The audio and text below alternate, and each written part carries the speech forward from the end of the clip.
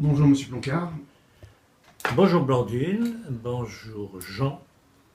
Oui, il y a beaucoup à dire sur les questions d'actualité. Alors, on va commencer. Hélas. Oui, avec ces législatives. Je te laisse commencer, Blandine. Alors, on est au lendemain du second tour des législatives qui ont surtout été marquées par un taux d'abstention record, 57%. Voilà, ce n'est pas rien. Du coup, qu'est-ce que vous pouvez nous dire sur ce taux d'abstention ? C'est tout de même très intéressant parce que ça veut dire qu'il y a près de, je dirais, même plus que 57%, facilement plus de 60% maintenant, parce qu'il faut compter les votes blancs et les votes nuls, qui ne sont pas comptabilisés. Donc ça veut dire qu'il y a à peine 30% de gens qui se sont déplacés. Sur ces 30%, faites le calcul du pourcentage restant de ceux qui ont voté pour Macron.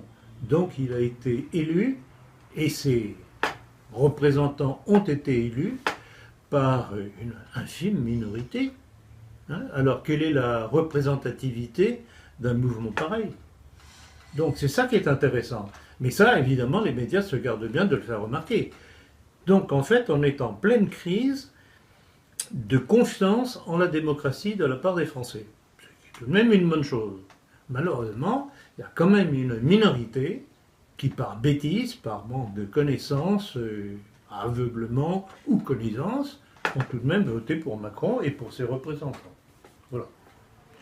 Je crois que c'est suffisant comme commentaire et on verra la suite. Le problème, c'est que les pseudo-adversaires de Macron et de ses députés tiennent pas la route. Tiennent pas la route. Quand on voit l'effondrement des Républicains, etc., divisés en 3 maintenant au moins, sinon 4 bientôt, et je ne sais pas ce qu'en pense François Fillon, mais à mon avis, il doit s'amuser tout doucement. Ah bah alors justement, la revanche vient tout doucement. Justement, je voulais savoir si vous avez vu cette déclaration qu'il a fait dans le journal du dimanche, en fait, dernier, dans laquelle il dit, ou il menace en fait, un jour je parlerai, car il laisse entendre que le canard enchaîné en serait piloté par quelqu'un, et il cherche à savoir qui. Et alors là, le plus intéressant dans cet entretien sur JDD de dimanche dernier, c'est qu'il évoquait 3 pistes. L'une de la gauche, c'est-à-dire le pouvoir, le temps de Hollande. Deuxièmement, de son propre clan, et c'est là que ça devient intéressant. Et troisièmement, de quelqu'un d'extérieur à la politique. Et ça aussi, c'est intéressant. Alors, essayons d'analyser ça un petit peu. Bon, Hollande, évidemment, c'est venu du clan Hollande, c'est certain. C'est tout le clan autour de Macron, anciens collaborateurs de Macron au ministère de l'économie qui sont dans le coup. Mais il n'y a pas que. Et quand François Fillon évoque quelqu'un de son clan, à qui pensez-vous? À Sarkozy, voyons. Oui. À Sarkozy.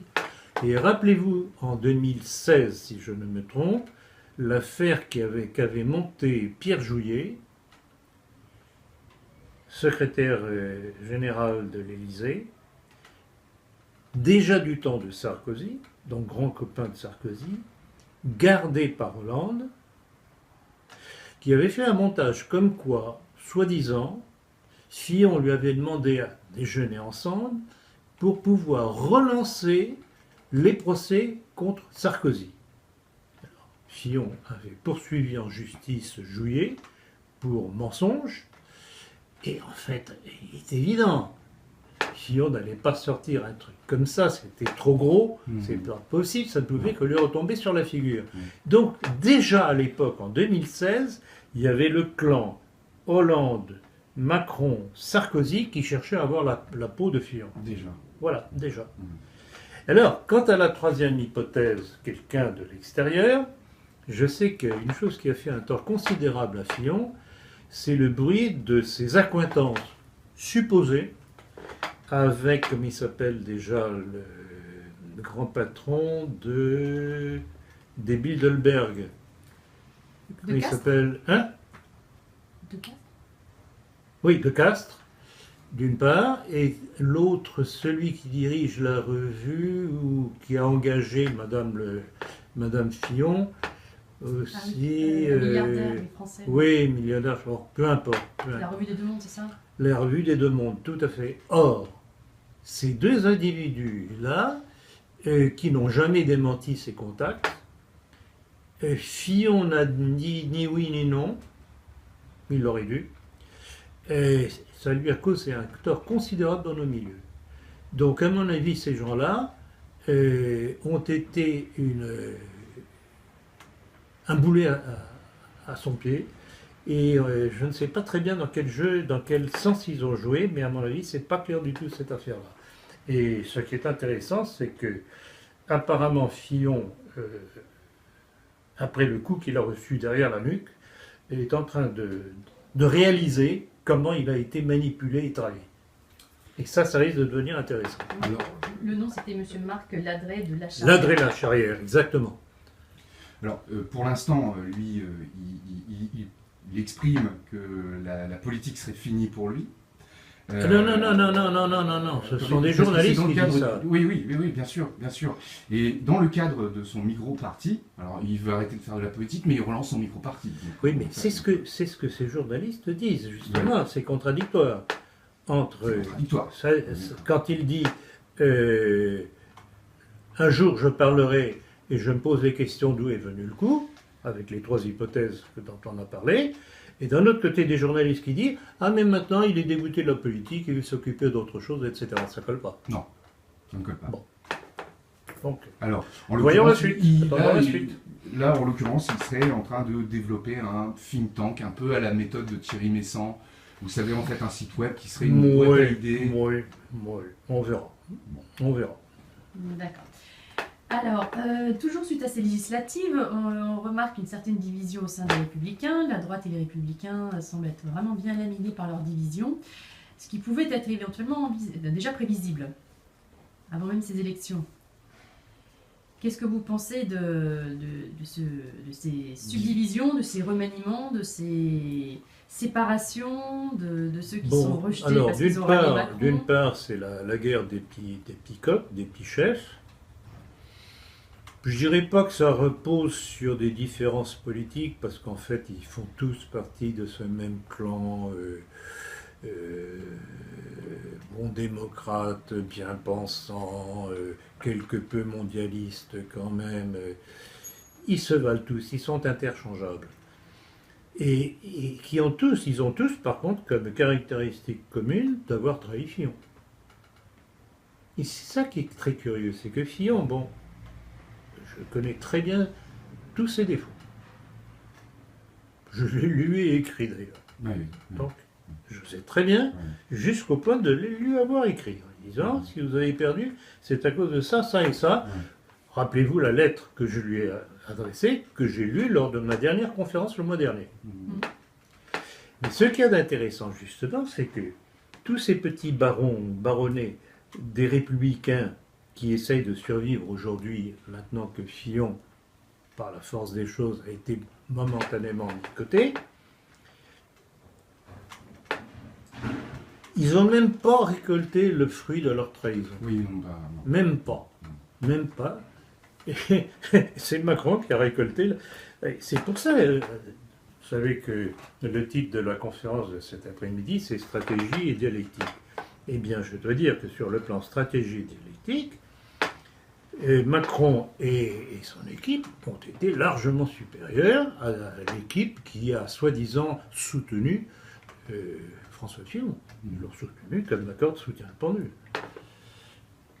Et ce que je regrette, et je crois que je l'ai dit à l'époque, si mes souvenirs sont exacts, quand François Fillon a réussi à rétablir la situation après sa réunion, vraiment, ça a été un coup de force, c'était un 18 Brumaire, on peut dire, à la Bonaparte, au Trocadéro, et que les autres, voyant que le succès que ça avait eu, ils sont revenus la queue entre les jambes, comme on dit, après avoir voulu le faire sauter avec le plan B, J'aurais été à la place de Fillon, j'aurais dit, écoute, vous êtes sortis, bien vous restez dehors, j'ai pas besoin de vous. Alors, il ne l'a pas fait parce qu'il a cru qu'il allait garder leur voix. Il ne les a pas gardés, il n'en fait que le trahir un peu plus. Mais s'il l'avait fait, il aurait gagné des voix sur sa droite. Parce qu'une chose qu'on a reproché, ça je le sais par tous les contacts que j'ai eus, une chose qu'on a reproché fondamentalement à Fillon, c'est de ne pas s'être débarrassé des Sarkozy, des Juppé, des Bertrand, des Barouin et compagnie, des NKM, des Pécresse, etc., etc. Il l'aurait fait, ça aurait été chirurgical, et il aurait gagné avec ça. On ne refait pas l'histoire, mais on peut en tirer les leçons. Bien. Mais on va poursuivre avec le Front National et Marine Le Pen. Et donc, par conséquent, son emprunt patriote qu'elle a fait avant les élections législatives, après ce désastreux deuxième tour au présidentiel, est-ce que les militants du Front National ne se seraient pas pris pour des CON? J'ai l'impression qu'il y en a un certain nombre qui ont compris, parce que quand on voit la chute entre les 33% de Marine Le Pen, 34, oui, quasiment 34, effectivement, au présidentiel de Marine Le Pen, et les 13 et quelques pourcents aux législatives, comme paire de claques, c'est pas mal. Et dire qu'il y avait des gens qui, en fait, envisageaient de l'avoir gagné le second tour des élections, et qu'elle aurait perdu sa majorité présidentielle quasiment. Donc, il est évident qu'elle est la première responsable de cette chute. Elle est responsable parce que techniquement, stratégiquement, dialectiquement, elle était mauvaise lors de son affrontement avec Macron. Et elle a été très mauvaise par tout ce qu'elle a dit à ce moment-là, qui ne pouvait que déplaire à la majorité de son électorat. Parce que faire du gaullisme, alors tout de même que la majorité des gens du Front National sont des gens qui ont souffert de De Gaulle, beaucoup de pieds noirs et compagnie, sans compter son truc sur les crimes de Vichy, etc., il y en a beaucoup qui ne l'ont pas apprécié. Et elle le paye aujourd'hui. À commencer d'ailleurs par son propre père. Oui, alors son propre père, là, bon, je ne sais pas si vous voulez qu'on s'attarde là-dessus, mais son propre père lui-même est le premier responsable. Parce que la Fifi suit la même ligne que le papa. Et s'il y a affrontement entre eux, ce n'est pas sur des problèmes de fond, ce sont des problèmes d'ego et de fric. Alors le papa, il ne faut pas m'en parler. D'ailleurs, ceux qui n'ont pas encore compris, qu'ils lisent mon livre « L'histoire d'une trahison ».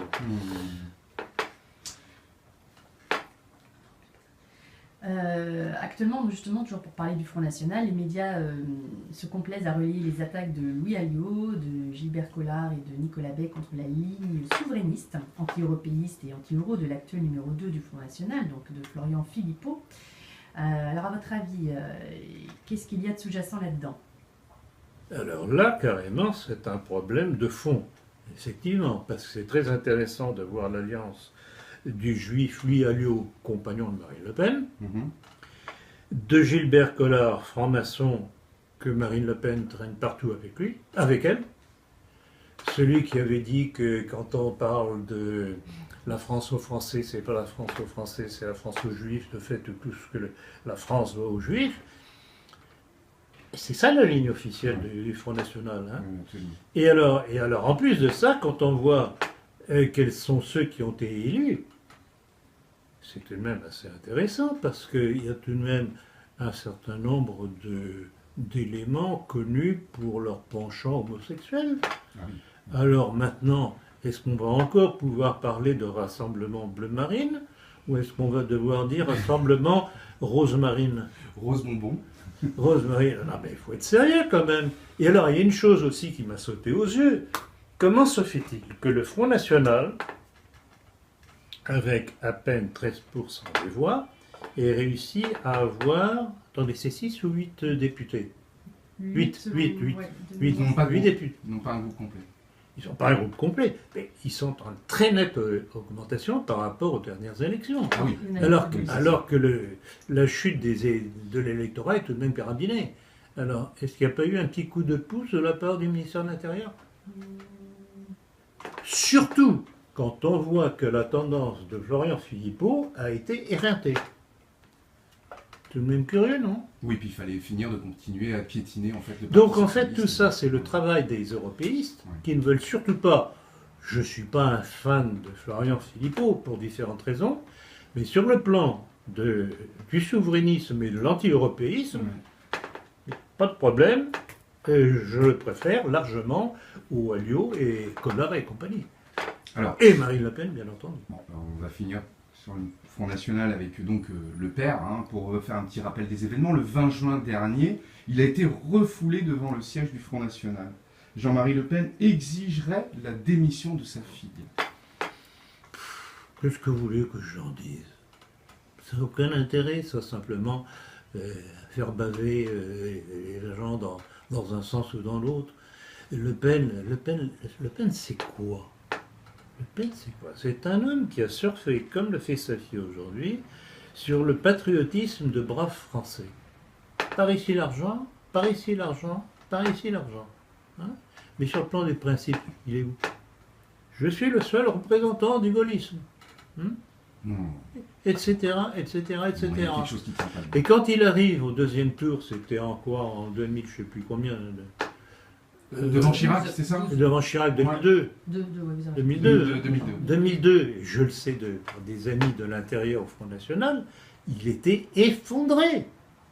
Il ne veut pas arriver au pouvoir, il n'a jamais voulu.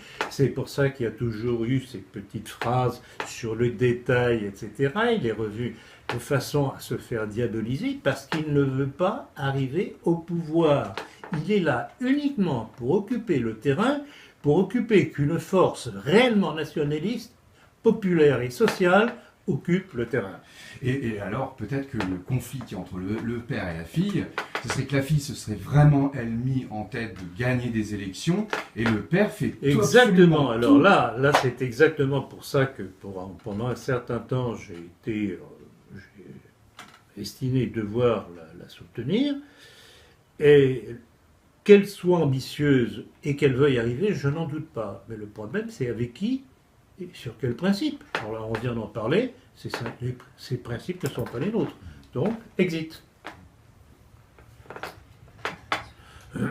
Alors, pour revenir à l'actuelle recomposition ou décomposition de notre nouveau gouvernement, n'est-il pas incroyable de voir Richard Ferrand, donc empêtré dans des affaires, ou même encore Mireille de Sarnez, le bras droit de François Bayrou, épinglé elle aussi pour une affaire d'emploi fictif.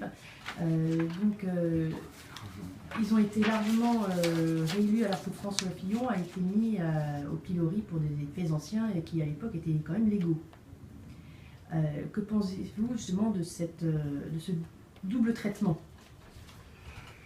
Ah bah, il y a les bons, il y a les mauvais, quoi. Sur le plan médiatique, politico-médiatique, ce que l'on ne pardonnait pas à Fillon, il faudrait le pardonner au support de Macron. Non, mais c'est invraisemblable, c'est vraiment le double... le deux poids et deux mesures. Parce que tout de même, l'affaire Fillon, j'ai beau repenser à tout le déroulement de cette affaire-là, mais ce qu'il a fait est une chose archi-légale. Il y a plus de 100 députés et autres, dont le propre président de l'Assemblée nationale, comme il s'appelle, ce gars-là, socialiste, bien sûr, franc-maçon en plus, qui ont fait exactement la même chose. Emploi de personnes de leur famille, etc. Et c'est sur le seul Fillon que c'est tombé. Mais c'est invraisemblable. Et alors, à Paris, l'affaire Ferrand, d'ailleurs, qui a été tenue gentiment au secret avant les présidentielles, de façon à ne pas faire ombrage à Macron. Alors maintenant, ça sort. Mais ça sort, mais c'est invraisemblable. Cette minorité de crétins de Français qui ont voté Macron et qui ont voté pour ses candidats, ont voté pour ce Ferrand, dont on connaît les agissements qui sont alors là, franchement douteux. Alors, le type qui s'est enrichi sur le dos de la mutuelle dont il est le président. Faut quand même oser. Hein. Et des détails, bon, il y aura un truc là-dessus dans le prochain numéro de la politique, mais c'est invraisemblable. Et cette bande de crétins de Français qui ont voté pour lui, directement ou indirectement, en ne voulant pas voter au premier tour pour Fillon, ben voilà ce qu'ils nous ont amené, puisque Ferrand est passé allègrement, avec plus de 50%, je ne sais plus combien exactement. Voilà, donc vraiment, Pour certains, le vice paye. Eh bien, on va passer en fait à l'actualité en France. Alors, avez-vous eu connaissance de l'annonce sur le colloque qui s'intitule Le vrai visage de la franc-maçonnerie, le même jour que votre conférence, c'est-à-dire cet après-midi. En outre, pour attirer le chaland, il annonce l'entretien n'est qu'à 5 euros. Non. L'entrée, n'était qu'à 5 euros. Était-ce une tentative de réponse à vos mises en garde envers la pseudo-droite nationale? Ou nationalistes, puisque certains d'entre eux se disent nationalistes dans les organisateurs de cette réunion. Alors, j'avoue que c'était toujours amusant de voir les gens qui, en fait, par leur comportement, favorisent l'imprégnation maçonnique de la France, se donner ou essayer de se justifier en organisant des colloques soi-disant sur la maçonnerie, avec, nous dit-on, d'anciens grands maîtres de la maçonnerie. Mais ce que l'on sait en général de ces anciens grands maîtres de la maçonnerie, c'est qu'ils ne disent jamais le fond des choses de la maçonnerie. Oui. C'est-à-dire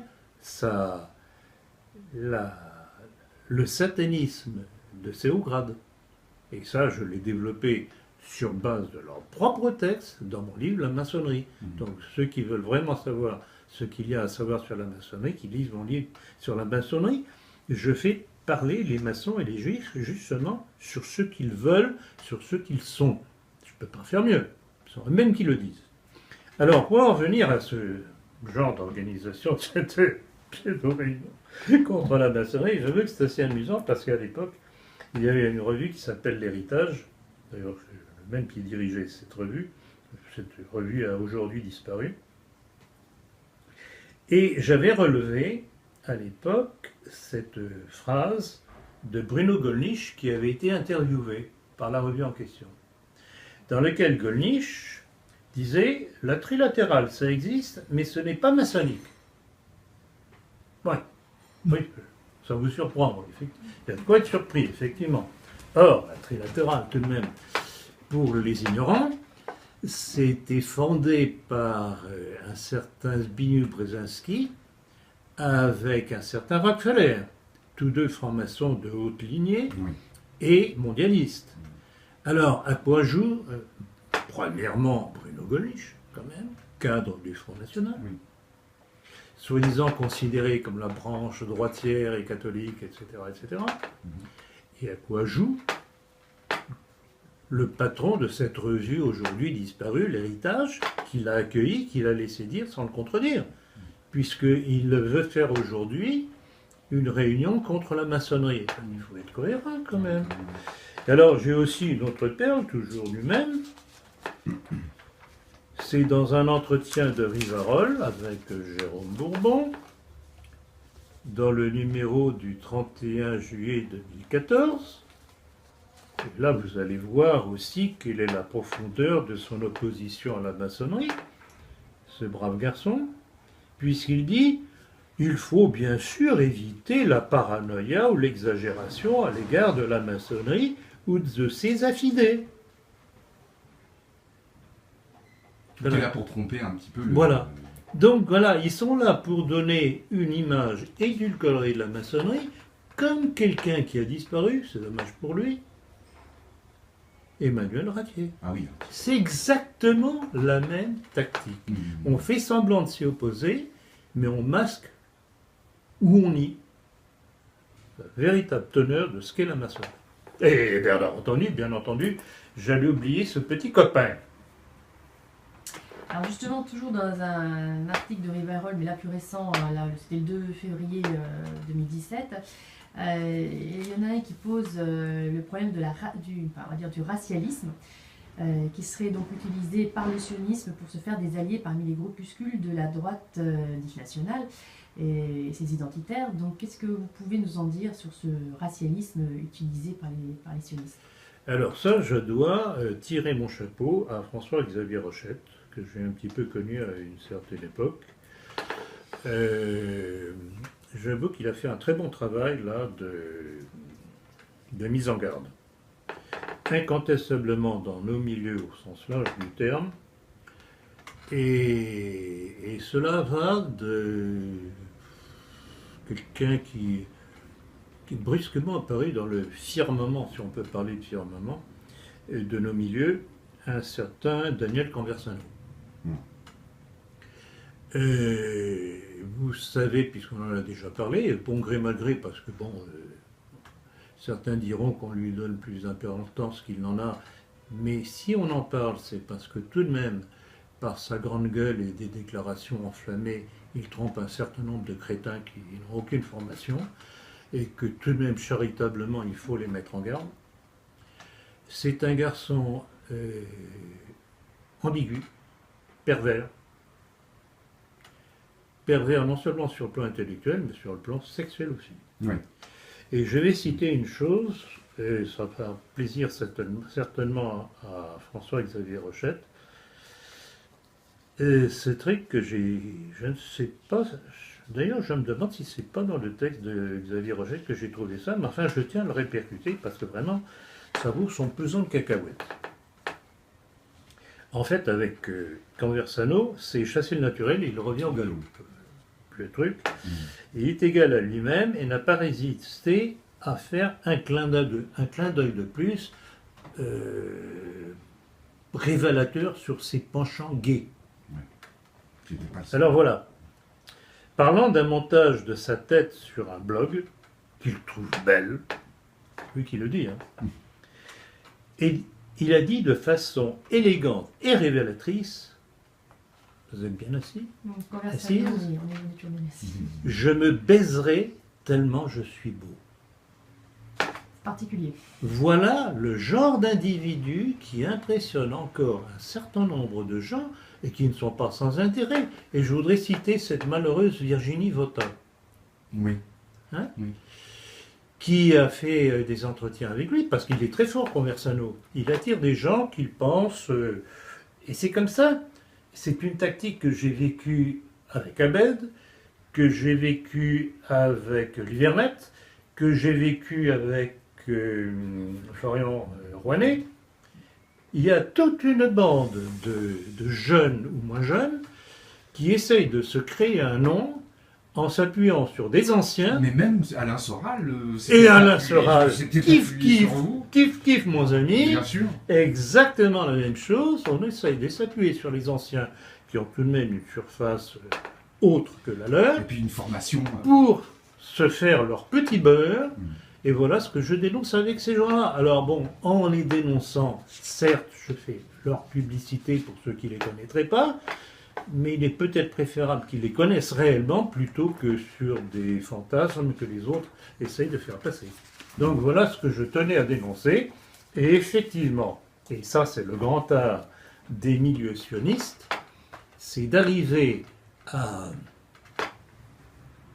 en surfant sur l'anti-islamisme qui évidemment se dégage de tous ces pseudo-attentats islamistes que nous vivons, dont la crédibilité, il faudra que j'y revienne un jour prochainement dans une conférence, ces attentats, je ne sais pas si ça vous a sauté aux yeux, mais il y a tout de même quelque chose de très curieux. Si vous les regardez les uns après les autres, ils ont tous... Un point commun. Deux points communs. 2 points. Ils ont 2 points communs. Premièrement, ces gens sortent de nulle part, ils apparaissent brusquement, on les catalogue tout de suite comme islamistes. Et alors, chose très curieuse, c'est que au lieu de essayer de les garder en vie pour savoir et remonter la filière éventuelle, puisqu'on nous dit qu'ils font partie de Daesh, etc., ouais. Ils sont tout de suite flingués. Oui. C'est très curieux. Donc, moi, l'impression que ça me donne, c'est que périodiquement, on nous sort des cartons des services secrets, quels qu'ils soient, français, israéliens ou américains, des individus pour faire un coup, pour faire peur aux Français, et accentuer ce besoin de sécurité des Français et faire passer les lois contre nos libertés, sous prétexte de sécurité. Alors, je ne sais pas si on va en parler tout à l'heure, si vous avez des questions là-dessus encore, mais puisque c'est lié, je vais tout de même en parler maintenant. Avez-vous entendu parler de la prochaine loi qui va être créée pour, évidemment, dans le but de la sécurité des Français, où l'on va mettre dans la loi ce qui est actuellement dans l'état d'urgence. Or, ce qui est dans l'état d'urgence est réputé être quelque chose de transitoire. Si c'est dans la loi, tout ce qui est dans l'état d'urgence est dans la loi. Or, qu'est-ce que ça prévoit? Ça prévoit que tout le monde va être surveillé. Et c'est exactement ce que George W. Bush avait fait au moment du 11 septembre, aussi un attentat bien curieux, des attentats bien curieux, quand il avait confié à son amiral franc-maçon John Poindexter la direction du Patriot Act. Rappelez-vous. Qui sert à quoi? À surveiller les Américains. Tous les Américains. Donc voilà. Donc on est dans la filiation de ce genre de travail du prix des peuples, sous prétexte de veiller à leur sécurité, de leur supprimer, pan par pan, leur liberté.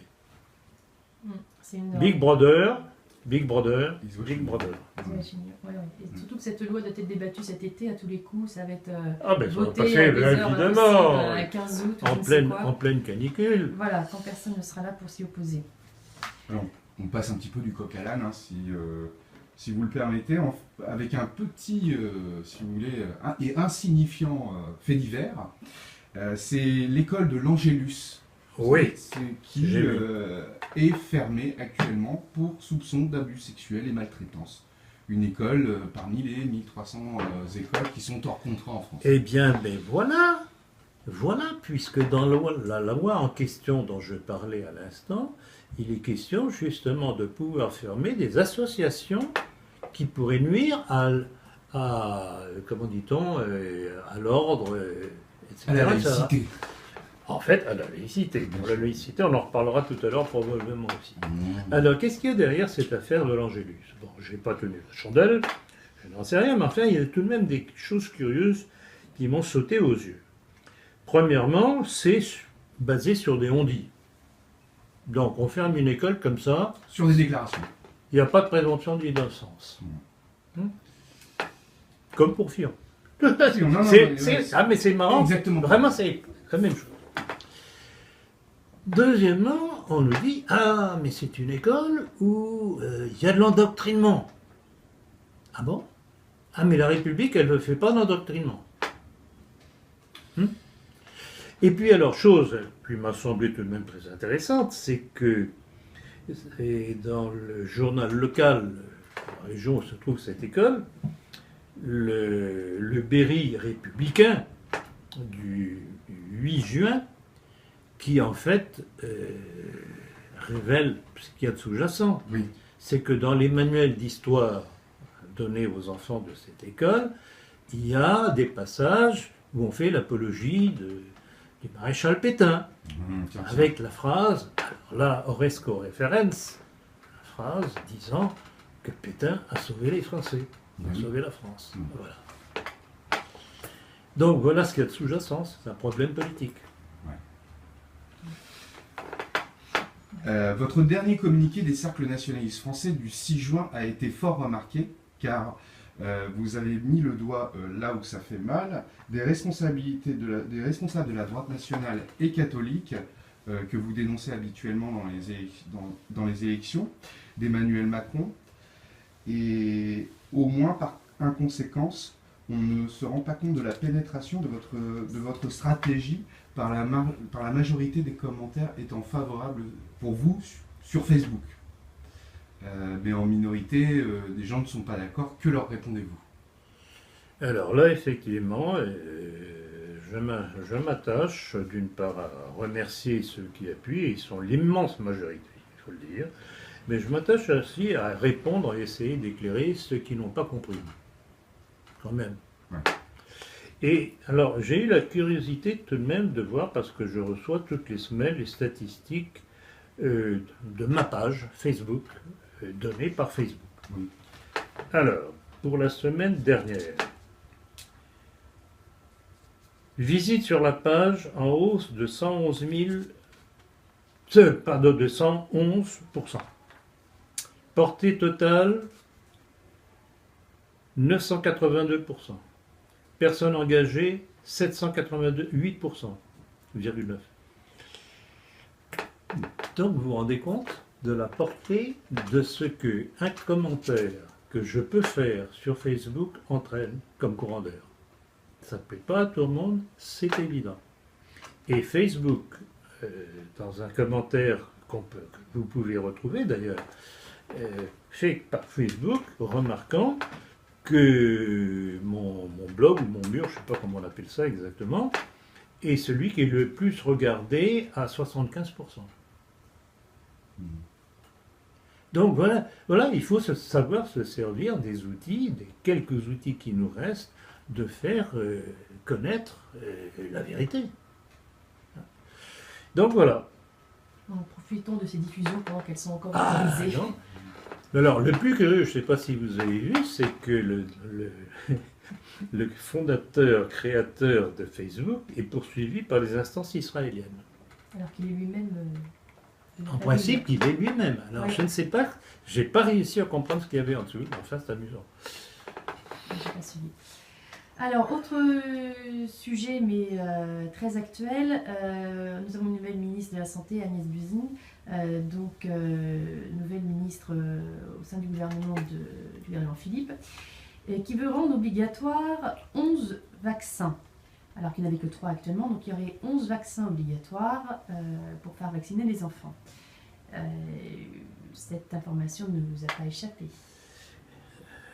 Doublement, elle ne m'a pas échappé, d'abord en tant que médecin, et deuxièmement en tant que politique.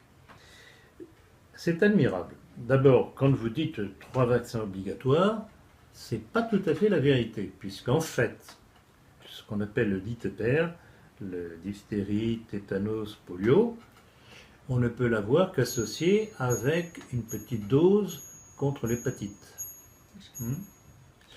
Or, ça a été dénoncé par le professeur Joyeux, à juste titre, parce que le support de ces vaccins est de l'aluminium et du formaldéhyde, je crois, si mes souvenirs sont exacts, c'est dangereux pour la santé, et c'est connu sur le plan scientifique, ça peut provoquer... des malfonctions. Non, pas des malfonctions, enfin, peut-être plus tard on le verra, mais en tout cas, la sclérose en plaques. Ah, d'accord. Bon, alors pourquoi cette décision? Évidemment, pour l'instant, on prépare le public. Pour la santé, parce que bien entendu, nos autorités veillent à la sécurité des Français et veillent aussi à notre santé. Qu'est-ce qu'ils nous aiment, nos pouvoirs publics? Mais alors, qu'est-ce qu'il y a là derrière? Il y a tout simplement derrière que le principal producteur français de vaccins, c'est la firme Sanofi, Oui. qui est dirigée par qui? Par un certain Serge Weinberg, qui a été un des grands soutiens de Macron lors de sa campagne électorale présidentielle. Il faut qu'il rentre dans ses frais. Et qui veut rentrer dans ses frais, c'est normal, voyons, pour chouchou. Donc vous voyez, c'est bien, on veille sur la santé des Français. Oui, mais vous grattez un tout petit peu et vous voyez les intérêts de Big Pharma derrière, avec un nez bien crochu. Bon. Alors, un nouvel attentat vient d'avoir lieu sur les Champs-Élysées contre un quart de police. Dans d'étranges conditions encore. Quelle est votre analyse de cet événement? Effectivement, encore dans d'étranges analyses. Alors bon, si on veut décortiquer le truc, on apprend en cascade des trucs surprenants, comme quoi il était fiché S, mais que néanmoins il était inscrit à un club de tir, et qu'il avait acheté à ce titre en pleine légalité des armes, dont une arme qui n'est pas tout à fait une Kalachnikov, mais qui est du même type. Bon. Donc, alors là, on nous a concocté des lois sur notre sécurité jusqu'à l'état d'urgence, avec en principe tout de même tous les services intéressés se renseignant mutuellement. Eh bien, on apprend maintenant qu'un fichier S peut être inscrit à un club de tir et acheté en toute légalité des armes. Bon, ça, c'est un volet de l'affaire. Deuxième volet de l'affaire, l'acte lui-même.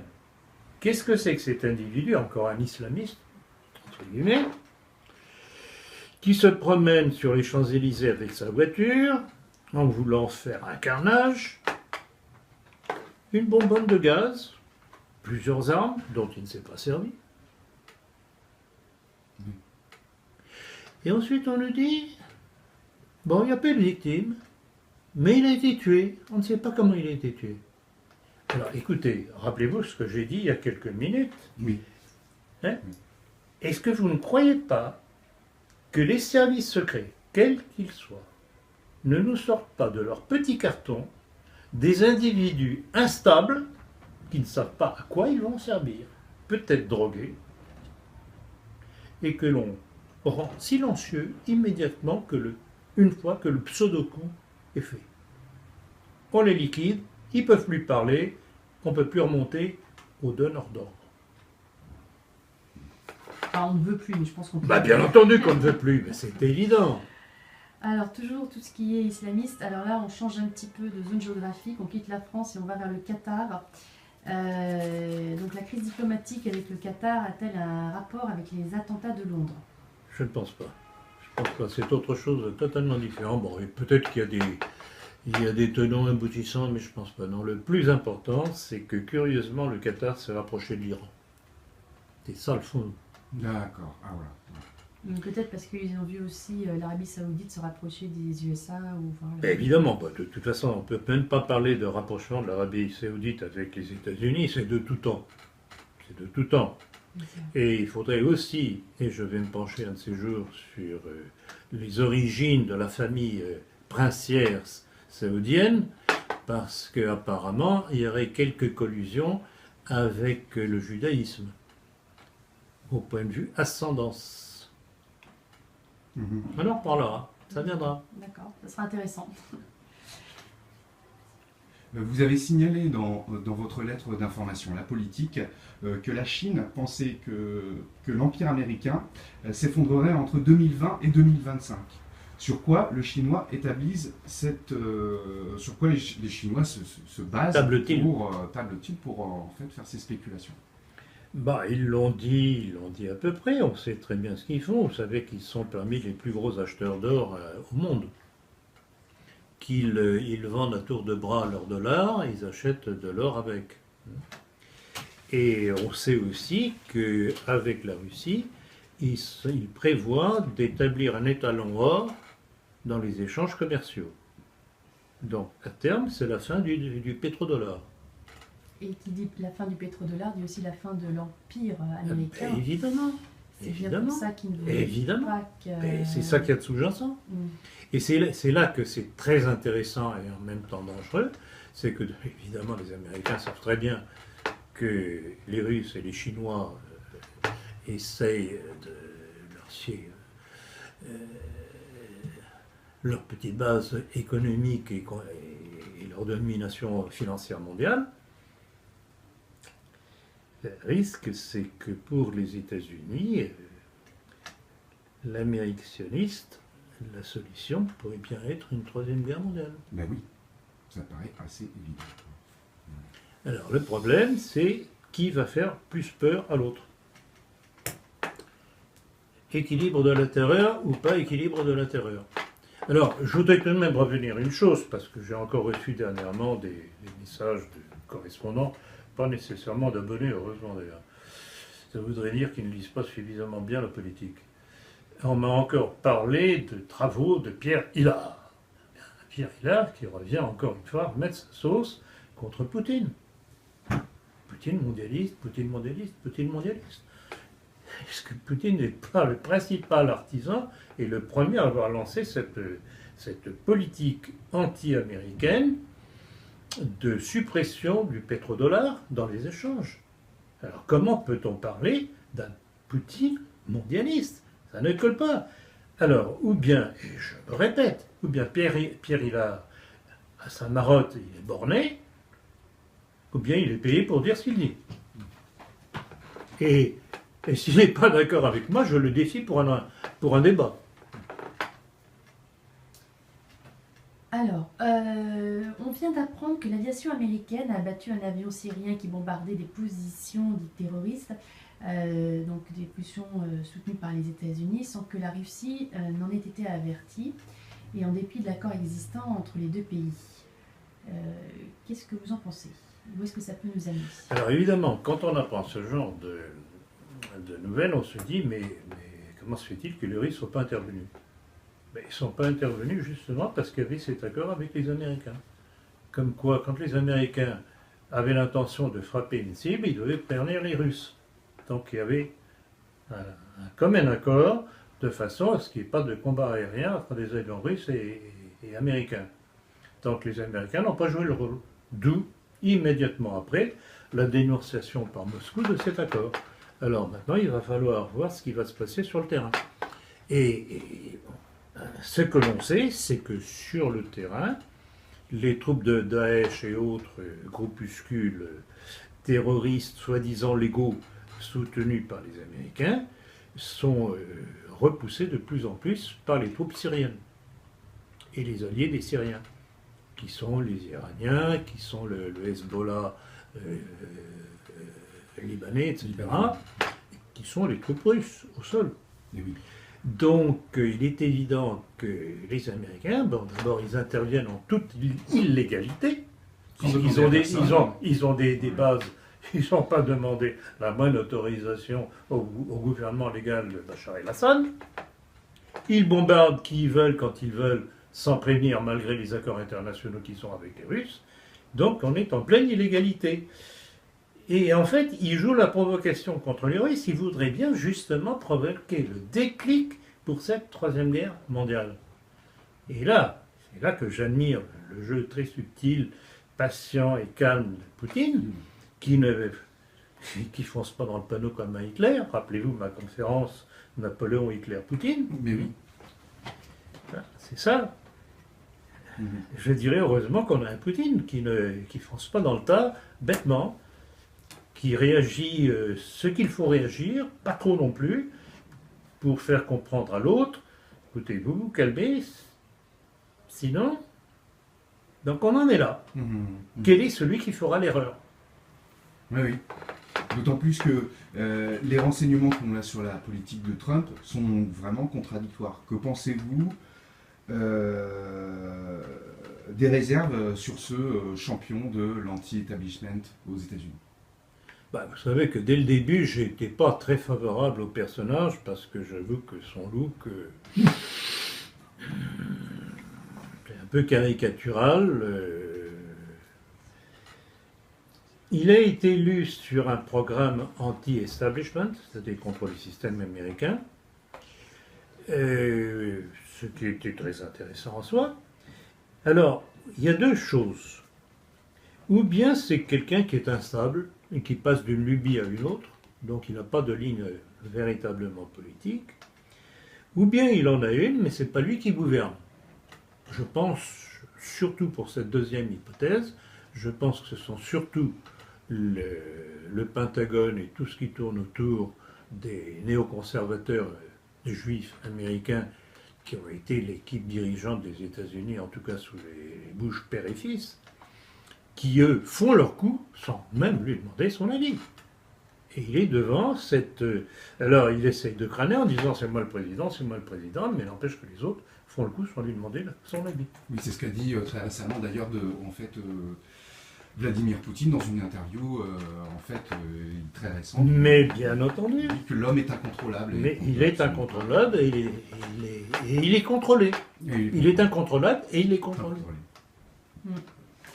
Alors, une dernière question pour terminer ce bel entretien.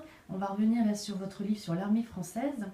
Est-ce que vous pouvez nous parler du rôle du général Benoît Pugat, qui est donc un paroissien de Saint-Nicolas du Chardonnay, de la fraternité Saint-Pédis, ancien attaché militaire de Nicolas Sarkozy et dans la foulée de François Hollande à l'Élysée. Donc il semble qu'une fois de plus, en regardant l'actualité, vous pouvez peut-être nous éclairer à nouveau sur ce rôle de ce général Pugat qui vient d'être invité à la prochaine réunion des Bilderberg. Bien, oui, bon, je vais finir par devenir très vaniteux. Je vais attraper la grosse tête. Grosse tête, gros coup, tout ce que vous voudrez, parce que